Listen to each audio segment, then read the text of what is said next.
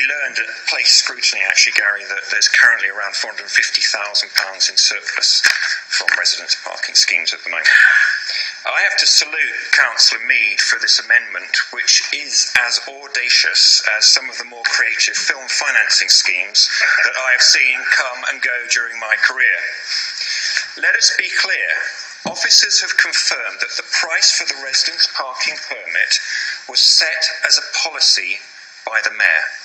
It is a tax in all but name. The Mayor's parking tax. Government declared that any council wishing to raise council tax above the cap of 2% would have to hold a referendum. The Mayor today proposes yet again to hit hard-working families with a 1.95% rise. But now factor in the permit cost, which is a tax, and for the average family, that permit cost represents a 3% increase on their council tax.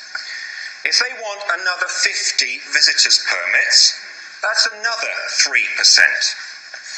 So overall, without a referendum, the total for the average family represents an 8% increase in their council tax. 8% without a referendum.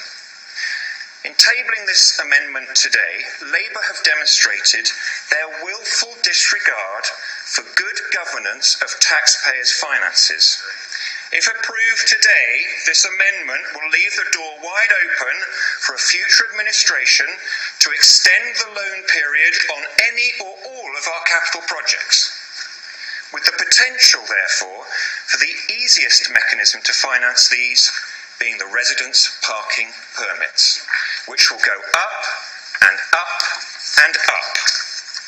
The ambitions for funding the recycling centre and upgrading the libraries are not unattractive to us or unwarranted. They are indeed laudable.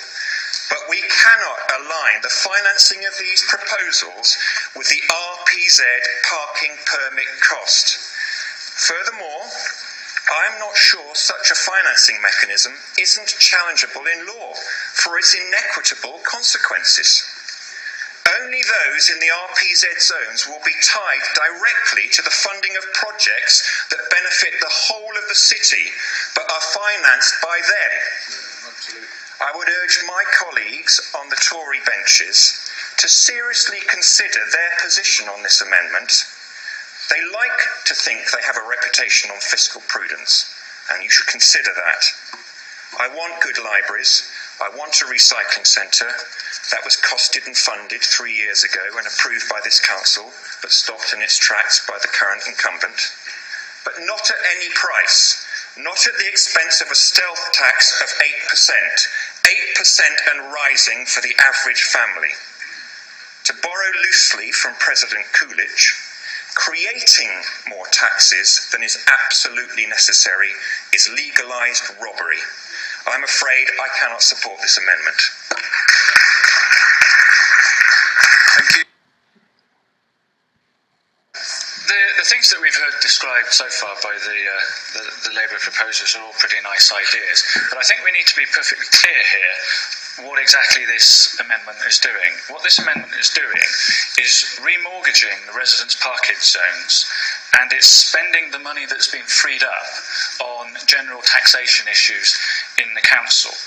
Now, the first thing I would say is that I'm actually astonished that this is a legal amendment, because the law is perfectly clear about the revenue streams that come from permit zones. The law is perfectly clear, and it says that they can only be spent on transport issues. The way that they're supposed to work is that ideally they're supposed to be spent on transport issues in the location, or in or around the location of where the parking zone is. But in a city like Bristol, where we've now got a wide central zone, you could argue they could be spent on any transport scheme, and I think that's quite reasonable. But what's going on here is that a transport measure is being transformed into a general tax for the council. Now, this is effectively an accounting trick to get around financial laws. Now, you would think, given what's just happened over the last few years, that the idea of using financial accounting tricks to get around financial laws would have fallen out of favour. You know, things like PFI and tax evasion and the other things where you get rules worked around by accounting tricks. These are generally a bad thing.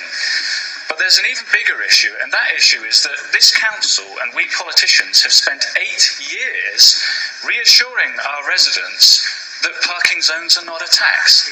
We've said that again and again, every single time we brought in a residence parking zone, 8 years of it.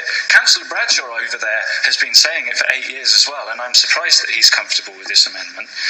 The Mayor has said it repeatedly as well. So this is fundamentally a trust issue. This council's trust is on the line, and this amendment, unfortunately, the things it wants to spend the money on are all very worthy, but this amendment makes liars of us all. Turns this chamber into a chamber of deceit where we say something continually for 8 years to our residents to persuade them that this is a scheme about transport, and then, with a little bit of a dance, we wash it out of the way and we turn it into an inner city tax. There's no way that we can support this. It's going to damage. It's not only is it of dubious legality, but I really think it will damage the reputation of this council if we go ahead with this and throw away what we've been saying to our residents for the last 8 years. It's really not a very good idea, and we will be voting against it. Councillor Ed.